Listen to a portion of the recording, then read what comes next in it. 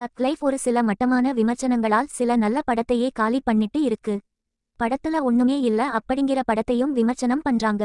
ஆனா படத்துல 3 பிரபலங்கள் இருந்தாலும் அவங்கள விமர்சிக்க தான் அவங்க மேல வருவாங்க. இந்த படம் உடனே நான் வா அருமை அப்படின்னு சொல்ல வரல. படத்துல எனக்கு பிடிச்சதும் எனக்கு பிடிக்காதும் ஒரு கருத்தா நான் சொல்றேன். படம் ஒரு சிம்பிளான ஒரு ஸ்டோரி தான். ஆனா அதுதான் இந்த படத்துக்கு ஒரு வீக்னு சொல்லலாம். சில பேருக்கு இது புரியாம இருக்கலாம். சில பேர் இதுல என்ன கதை இருக்கு அப்படின்னு கூட கேட்கலாம். இந்த படத்தை ஒரு தடவை பார்க்கலாம்.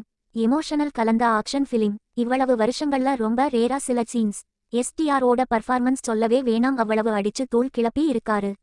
இந்த ஸ்டண்ட் அப்புறம் கோரியோகிராபி இதெல்லாம் ரொம்பவே அருமையா பண்ணி இருக்காங்க. த்ரிஷா அபிராமி, ஐஸ்வர்யா லட்சுமி அவர்களுடைய பர்ஃபார்மன்ஸ் எல்லாமே டெலிவர் ரொம்பவே நல்லா இருந்தது. பாடல்கள் ஏஆர் ரஹ்மான் அவர்கள். ஏஆர் ரகுமான் இசைய நம்ம விமர்சிக்கிறதா? முத்துமலை, விண்வெளி நாயகா, அப்புறம் என்னோட ஃபேவரைட் ஆன அச்சு வண்ண பூவே, இந்த 3 பாடல்களும் நல்லாவே இருந்தது.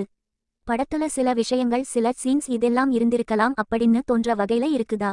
கமல்ஹாசன் அவர்கள் ஏமாத்திட்டாரு, துரோகம் பண்ணிட்டாரு, சிம்பு அவர்களும் இப்படி பண்ணிட்டாரே தம்பின்னு நினைச்ச அப்படிங்கிற அளவுக்கு நிறைய பேருடைய கருத்து இருக்கலாம். ஆனால் கமல்ஹாசன் அவர்களுடைய கதாபாத்திரம் நேர்மையா இருக்கணும்னு நிறைய பேர் சொன்னாங்க.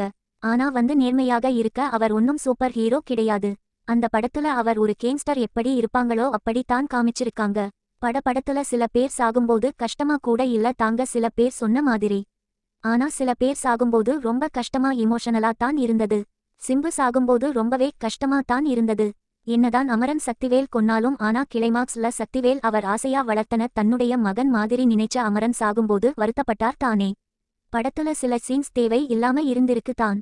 அமரன் இந்திராணியிடம் பேசிய விதம் நிறைய பேருக்கு பிடிக்கல. ஏன்னா சக்திவேல் பண்றது தப்பு, இதுல வேற அதுல வேற பங்குக்கு வேற வராரு அமரன். காரணம் அவருடைய ஆழ் மனசுல அடுத்த சக்திவேல் நான் தான் அப்படிங்கிற எண்ணம் அமரனுக்கு. அதனாலதான் அவர் பார்த்துட்டு வந்த தொழில் இந்திரா உள்பட அமரனுக்கு சொந்தமாகணும்னு நினைச்சாரு. அநியாயமா கார்த்திக் ஜெசி காம்போவை இப்படி நாச பண்ணிட்டாங்களே அப்படிங்கிற மாதிரி இருந்தது. என்ன வேணும் உனக்கு, இந்த சாங் இல்லாமலே இருந்திருக்கலாம். இந்த கால இளைஞர்களை கூட்டிட்டு வரும்னுல திரைக்கு, அதனால கூட இந்த பாட்ட வச்சு இருக்கலாம். எப்படியோ கேங்ஸ்டர் வாழ்க்கை இப்படித்தான் அப்படிங்கிற அளவுக்கு முடிச்சுட்டாங்க. கடைசியில் சிம்பு இருந்தது தாங்க ரொம்ப வருத்தமாவே இருக்கு.